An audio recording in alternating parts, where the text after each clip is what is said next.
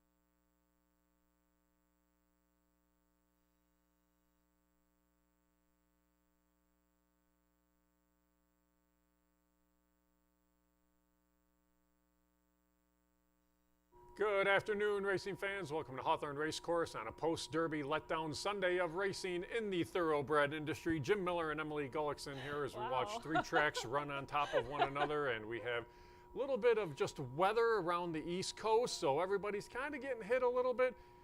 And I'm still trying to figure out what happened with the second and third place finishers in the stretch, because apparently you can just try to shove someone off a racehorse and it's okay. Yeah, I mean, apparently, right? Or at least just not even look at it. Or at least give people the peace of mind to say, hey, we looked at it, we're going to make a decision. Discussion is still going on, and I don't think it'll stop, and for good reason. I mean, just you want to protect the better, you know? They're part of the game too. So, yeah, a little bit controversial in there. I think both you and I would have made that call. Pretty quickly, pretty straightforward, and had no regrets on that. But that's, you know, sometimes that's horse racing. You're at the mercy of the stewards and things like that. And I went back over and, you know, looked at working my way through the notes and everything. And, you know, outside of that, I think it was a pretty straightforward Derby in terms of you know, in terms of trips, and you know, the horses kind of they showed who we thought they were. Whether your opinion of them was yes or no, you got an honest interpretation of those horses. I'd say the horse that impressed me the most actually was Teo Password. Yes, oh my God, that horse! I mean, for only having 2 starts, he ran huge. Massive crowd, massive field. I think that's, I mean, just a serious racehorse to follow outside of the top 3, who are obvious, who are good, but also kind of expected, right? Expected Sierra Leone to run his race, expected Forever Young to transfer his form, expected Brian Hernandez to ride his race. He rode a perfect race. He absolutely did, and I think the inside was good. Watching the later 2 races, and the inside seemed a little bit favorable. So I think sometimes, you know, and he mentioned it too. He said, I watched the Calvin Burrell, and that was my plan from the inside. Because I was going to commit to the inside. If it worked, great. If it didn't, that was my plan. And I think there's so much that comes down to having a plan. You know, we talked to Jareth last year. It was like the same thing. And I mean, that's so crucial, because everything can happen. But if you kind of go in, you have a plan, you know your horse, and it worked out for him. We did one of our players' dinners about a month ago, and we were talking to Chris Block about this very thing, and talking about trips that riders give horses. And Chris even said, he said, I'm never, ever, ever going to question a guy who tries to save ground. He said, and sometimes it works out, sometimes it doesn't. You get through every once in a while. It's that trip where you just kind of bail out and give up and go wide, where you maybe could have had the inside. But sometimes it's horse racing luck too. But Brian Hernandez rode the best race by anyone. And it got him to the wire first by about that much, but it was because of every single decision he made. And that's the thing about these riders. I mean, they're tremendous athletes. You are making split-second decisions going 35 miles per hour on a 1,000-pound animal that you may not always know exactly what it's going to do. And the other one's around you. Yes, exactly. The other one's around you. It's like driving in Chicago. You know, it's like you're on your game because everybody else is doing whatever they're going to do. Right. And, you know, to that point, Flavien Prat was the same thing on Catching Freedom. I think he earned that horse a fourth-place finish. Yeah. They also kind of stayed inside, were a little bit committed, so on that good part of the track. And, you know, that makes the difference. And, you know, up until the point of, you know, late in the stretch for Tyler Caffleo, and I think he did pretty well for, you know, that type of ride, that type of horse, in that type of field. What happened late, questionable, but prior to that, had to work a tricky trip. Right, but he put himself in with a shot there. And again, it's one of those, you're riding to win the race, and then it fell into the hands of others to make the decisions on where your placement was going to be in the end. For this one, it was left as an as-is. For some, that was a great outcome. For others, it wasn't. But I'll tell you, it was a big weekend for Brian Hernandez, big weekend for Kenny McPeak. Just a good weekend overall for everybody there. All right, we're going to rattle through our 8 races today before we get back to the opener. We're off the turf again. Right as the finale crossed the finish line yesterday, the skies opened up. We had about a half-hour thunderstorm. I walked the turf this morning. I didn't have to walk too far to know that we were going to be off the turf. It was pretty soggy this morning. Not nearly the scratches. I think we had like 23 scratches yesterday. I think there's 6 or 7 today. There's one little scratch that wasn't supposed to be a scratch there in race number 7. There was just a incorrect communication that was given. So in race 7, the 7 Flashy Richie will actually race, but for purse money only. That horse will not be available for betting. That horse was originally taken out of the tote system for a couple of hours when it should have been the 8 Millard Smile. So both of those you can't wager on. Flashy Richie gets the opportunity to race for purse money only. When we get to that race, we'll talk about the impact that that horse could have, kind of on how the race will unfold too. But that's something that you don't want to punish the guy who wasn't coming out anyway. Yes, exactly. So you kind of have to do the best. And things happen. You know, it was one of those. It's an honest mistake, and you go, okay, and that's it. Mistakes happen, right? Yeah, they happen. Right, and that's all it was. There was nothing more than a mistake, so it does happen. All right, 8 races, everything on the fast main track today. Race number 1, you get a field of 6 to line up, Emily. These are 12.5 claimers. They go a mile and 70 yards in this spot. I guess the only thing that I want to say really about race 1, I thought it was going to be between the 2 Mo Smokin' and the 3 Princess Tanko, is the board right now. Mo Smokin' I thought was going to be a heavy favorite. I laid the horse at 3 to 5. I thought about even going shorter. I'm surprised you're looking at 5 to 2 right now. Yeah, we saw it the same way, and I gave a slight edge on Mo Smokin' over Princess Tanko based on current form and figures, edge on recency. I mean, the 2 could run 1-2. The other horse I wanted to give a mention to was number 1, Point of Infinity. Sure. Could have to work a trip from off the pace, but if we're looking at a 2-horse race right now, especially if the board stays the way it is, Mo Smokin'. Yeah, I'm kind of with you there. Mo Smokin', if you get 5 to 2, I wish you could just kind of lock in the bet right now and bet it at 5 to 2. But Joel Campbell did get a winner yesterday, and I'll tell you, a very good owner there in Kemba now with Daddy's Dip Racing from Princess Tanko. I will wish them much the best as well there in race number 1. Race 2 today, you get a field of 6 to line up. $5,000 claimers, now winners of 3 lifetime. They go 3/4 of a mile. And from this field of 6, again, it's a favorite that should be a relatively heavy favorite in the 1, Heavenly Hash. 2 very good wins this meet, and this is a horse they're not asking too much out of either. I kind of like the progression of races. Yeah, Heavenly Hash is super dangerous in this race. Makes a lot of sense. I'm going to try to go for a slight upset in Sweet Crystal. This is one that, remember, it was like when we were doing the analysis, it was like, oh, that was that horse, you know, and then she ended up winning. So I think Sweet Crystal's that type of horse that has to come out firing fresh, has early speed, and if she can get the jump. Oh, I see you've got her. I picked her second. Yeah. You just look through. I mean, she took a little bit later to get to the track here, but a lot of these Robertson horses were training out in Arkansas on the farm as well too. But 3 works over the Hawthorne track. They've all been good works. The horse can show speed. I guess the only worry is you got to try to outkick your Dandy to the front. I think Sweet Crystal's a little bit faster early on. I think so too. Yeah, so those are the 2 that can show some speed. Heavenly Hash, though, will be the favorite there in race number 2. Third race on the card, Illinois bred allowance runners in race number 3. They go 3/4 of a mile. Scratch the 5, Rumbranton here. From that field of 5, though, I pretty much thought anybody had a shot in this race. Beehive's going to be the favorite. Miss River Rat could be right there. I actually looked for the upset. I went to Reba Attack, but I know you gave a little bit of a look to the inside too as well. Yeah, but that's not nearly as creative as yours. So I'm willing to hear the case if I miss something on the the two. Sure. So on Reba Attack, just you look at the last 2 starts. They've both been at the State Bred Allowance. The horse has finished ahead of Miss River Rat in each of those 2 races, just because the horse's ability to rate a little bit closer to the pace. And Miss River Rat's been full of run late, and the added 16th may be the determining factor as well. But just looking at Beehive's going to be short. Chloe Attack staying in was kind of the reason that Reba Attack was my pick, because I think Chloe Attack's maybe the one going out there trying to keep things honest for Beehive up front. Maybe Reba Attack gets the jump on Miss River Rat in the lane. Well, I'm sure you're not the only one that's hoping that as well, as Vance Childress has the pair, so probably hoping for that. But you thought it was going to be the inside too? Yeah, I did. You know, I thought, I think they have a class edge, but I can definitely see your scenario. I wasn't too creative in there. I think the public is going to be on my side, so. I think you're right. For Vance Childress in there to pull off the upset. And we'll see kind of how things unfold every once in a while. You just try to get that upset. Sometimes it works out. We didn't even talk about a horse in a race that won yesterday because they were going out so quickly onto the track that we had selected. So it's the way things happen. Again, great analysis on the website at HawthorneRacecourse.com that you can see. Hey, we made up for it in the finale. Yes. We made up for 56-40. Yeah, how about that? Saying 11-1 is an overlay and then ends up going off at 27. So. Manny Perez won the first and the last yesterday. I picked him in the last today too. So we'll see how things go for him. But these horses, again, there was like Antonio Miraz. We talked about some of these others. Second, third, fourth start out. They're going to start running well. Manny's one of those barns too. Race number 4, 5.5 furlongs, $10,000 maiden claimers in the 4th. You get a field of 7 to line up in here. Written Consent, the horse that I laid as the favorite in this spot from the Antonio Miraz barn.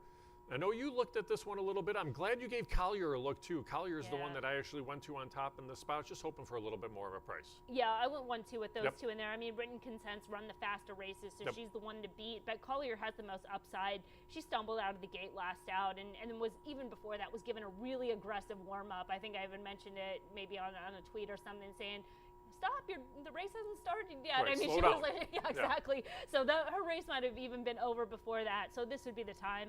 Those are the 2 I'm going to in here. Hoping that Cheryl's Appeal takes some money, because I'm not that interested in her, just for the connections. Prefer the other 2. And you know Maggie E is just going to wing it, go as fast as she can for as long as she can. It's just a matter of if she can hold on late. But I'm with you on Collier. It seemed like looking at how Raylu Gutierrez warmed up horses that day, he did that with every one of his horses. So that might just kind of be his tendency for how he prepares a horse for a race. So tend to wonder if that was what Collier wanted in that spot. But a horse I think can improve in that second start out of the meet. Race 5 comes off the turf, 1 mile and 70 yards on the main track. Scratch the 1 and scratch the 3. The 8 does draw in. Callie Sue drawing in this spot. Secret Operation's a horse that's intriguing, I think, on turf or dirt. This is a horse that's faced some tough company in the past. Arcady Bug's a state bred that's faces open company. Then you have the couple Eduardo Rodriguez's in here. I think this is still a pretty intriguing race. Yeah, it is. I gave Secret Operation, well, I thought my box office, or I'm box office, was going to crush. So Secret Operation is one I was going to try to get creative with, but I think she moves up just kind of in terms of value, might be a little bit overlooked off those most recent running lines, especially in that most recent race. Was an allowance, broke slow, but has upside just in the second start of this cycle. If the track was what it looks like around the country, I would upgrade Pink Lady Lucia, because she is one of those. You can talk about horses that have a good record on an off track. Look at her; she's a different racehorse. She is a completely. I mean, she just moves different. She like if when you skip a rock over a pond, like that's what she looks like. Yeah, I agree. And we'll see how she can transfer to a fast track. But she's one that they're probably like, man, we should be running at Oaklawn today. If we could be at Oaklawn, Laurel, Aqueduct, you name it, that would be a horse that would be running good. So we'll see. But I mean, she's so good. She was so sharp in both those last 2 races. Yeah, but it is. This is an intriguing race, especially around 2 turns too. I'm going to see what Arcady Bug can do, how that one handles the 2 turns. But glad they stayed in, because I think they have a good shot there in the 5th. 6th race on the card, 12-5 claimers. They go 3/4 of a mile. Field of 7 in here. Joel Campbell has Joyful Ghost on the outside. Ronix from the barn of Jean Arnett. Horse that scratched out of a race could have drawn into yesterday. This is a much easier spot. So they're going to be the favorite in here, I expect, but I think there are some others that could be competitive too. Yeah, I mean, to me, Ronick looks like a weaker favorite. So I'm willing to take Ronick on in this spot, just based on the complexion of this field, not so much as an individual. And I think that comes into contrast when you have a horse like Joyful Ghost, who is legitimate. So then you have a legitimate type favorite. So I'm going to use Joyful Ghost, try to beat Ronick, try to get creative in the underneath spots. Slava Ukrani, progressive form. numbers that fit, early speed, should make things tougher on Ronick. And then Jim and Jim could be assisted by today's contention, upgrade on the surface and distance plot, and then one that has had some struggle getting out of the gate, but that last race at Oaklawn Park could be one of those kind of light bulb turning things around, so this would be the time. Oh, you want that? I picked Jim and Jim second in there, I thought that horse had a shot at a good price as well. I thought maybe you just liked the name. The name's decent too, for sure. Race 7 today. All right, this is the race where we initially had a horse scratched, but he wasn't supposed to be. That's the 7, Flashy Richie. He runs for purse money only. Scratch the 8, Millard Smile. So for betting purposes, 6 of them remain in here. Emily, looking up and down the field, I'll be curious to see what kind of impact Flashy Richie has in this spot. The inside horses are the ones that could be factors. Driven One, a heavy favorite, I think, in here. I went to Not Very Gentle trying to pull off the upset, though. Yeah, he definitely could. I think, Driven One is, you have to start there, but could hook good fine pace contention with Parker in the race, who those two can set things up. With even Flashy Richie in here, not one I give a chance to, but could keep things hot, set things up for Not Very Gentle, and Mr. Charming, kind of the same thing. I think those two could get a trip. The other one I'd give a look to is Future Vision. Just on his recent trips, he had trouble back on April 14th, tactic, traffic, and just one of those that could be just flying under the radar. Price compensation, especially if they do kind of heat up. Yeah, Rashawn Blanche rode the winner for Manny Perez in the finale yesterday and gave that horse a very good ride. He's aboard Mr. Charming there in race 7. Then in the finale, scratch the 2, Giano, scratch the 6, My Tennis Shoes, and the 7, Righteous Freedom as we're off the turf. I had actually liked Giano on the main track, but with that one out, I scratch into the 9, Money Agent. It's Rashawn Blanche for Manny Perez in the finale. Looking for a little bit of a price. I like that Euclid Avenue stayed in because that horse ran a good race around 2 turns as well in that last out. That's probably now the horse to beat too. Yeah, I thought that it was kind of an interesting type race that you could look at Euclid Avenue or Giano and say, okay, these two are the horses that stand out. But there's horses that are lightly raced that can take that step up. And after yesterday, Money Agent goes right to the top. You just have to upgrade. You have to follow those trends. And Money Agent ran well in his most recent races. And another move forward, he's right on par with Euclid Avenue. And Euclid Avenue ran a really good race, but he might have lost his own race when he kind of drifted out. And then to his credit, fought back on. So you can't knock him too much, but it still maybe opens the door if he's going to be a short price. And then some others to keep in the mix, Righteous Freedom. I thought would be a little, well, there he's out, so he can't run. Performance Plus would be the other one who has foundation this season. Yeah, I thought he had a little bit of a shot as well in the finale. All right, that was our quick look at the 8 races today. Let's flip back to the opener, take a look at the field for the first. 1 mile, 70 yards in the opener. 12 5-claimers, non-winners of 3 races lifetime. In race number 1, we got a field of 6 to line up. Now we get what we expected to see, Emily. 1 to 5 on the 2, Mo Smokin'. Let's start right there. David Cohen aboard this runner today for trainer Gary Scherer. Finds things a little bit easier class-wise in this spot. Yeah, and from a pace standpoint, it also makes things, it could make things tougher on Princess Tinko as well, because Mo Smokin' has so much early speed. Should be able to get out there and clear. If the other ones decide to go, maybe makes it a little bit tougher, but at least starting there from a pace standpoint, and on the inside, we'll have that inside early speed. Coming out of the most recent race, dueled throughout, was in a blanket finish out the wire, so comes in with form as well. Yeah, this horse just with that tactical speed, looking around 2 turns. The track still has a little bit of moisture in it. It is fast, but this track's better with a little bit of moisture. It's not going to be real loose, not going to be a whole lot of kickback. I expect it to play very evenly, but I think Mo Smokin' definitely going to be the horse to beat here in the opener. Now, if that one can be beaten, maybe it comes with the 3. That is Princess Tinko. Princess Tinko was the horse that actually opened favored. Currently sits right now at 7-1. You get a look at her right there. Runs for trainer Joel Campbell, who had a winner on yesterday's card with style, and that one had to work to get it, but got the job done. Orlando Mojica picks up the call on this one. Second start off the claim. Yeah, Princess Tinko makes a lot of sense as an individual and looks fine right now. I did notice the front wraps are on, which is a slight adjustment, but has won in the front wraps in the past, so not too concerning. I'd say if anything is more concerning, it could be the pace standpoint, right? Because if Mo Smokin' does go out there and clear, she could be left with too much to do chasing. They do try to be a little bit more assertive, kind of takes her out of her run style a little bit. So that was kind of the one concern. But now when you're looking at the board, you start to be a little bit more forgiving when you start seeing some odds compensation. I think it'll tighten up a little bit between those two come post time. Won't be what we're seeing right now. But as an individual, makes a lot of sense. Follows that every other pattern. The race going back on February 28th, that's right on par. Yeah, I'm willing to be forgiving at 7-1 as well. Last one to touch on quick, the 1 Point of Infinity, as they're going to get a leg up here. I know you like this one a little bit from the Dorochenko barn. Yeah, there were some sneaky races coming into that most recent start, and that was off the layoff, broke slow, made a really strong close. Again, gonna have to come down to trip, but this one can run. Yeah, 12-1 on that one as they head out for the opener. Good luck.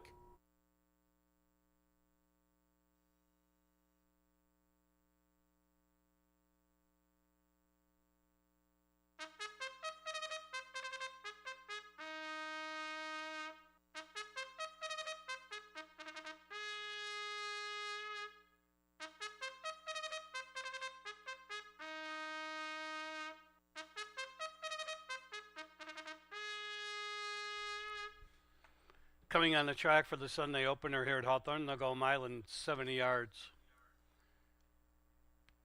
Field of 6, there are no changes. One play show, exacta, trifecta, superfecta. This race starts the rolling daily doubles, rolling pick 3s, the 50-cent pick 5, and the $1 place pick 8. Reminder, our win play show wagers have a low 12% takeout. Place pick 8 has a low 8% takeout. Parading here they are, 1 Point of Infinity, Julio Felix riding. 2 Mo Smoking, David Cohen up. Here's number 3, Princess Tenko with Orlando Mojica. 4 Lot of Roses will be handled by Alexis Centeno. 5 Signature Street with Rashawn Blanche. And 6 is Maiden Rock. Eduardo Gallardo will bring her to the gate. They'll all be there in about 6 minutes. Kick off the Sunday program at Hawthorne. We are off the turf. All the races on the real dirt track, and the track will be fast all day long.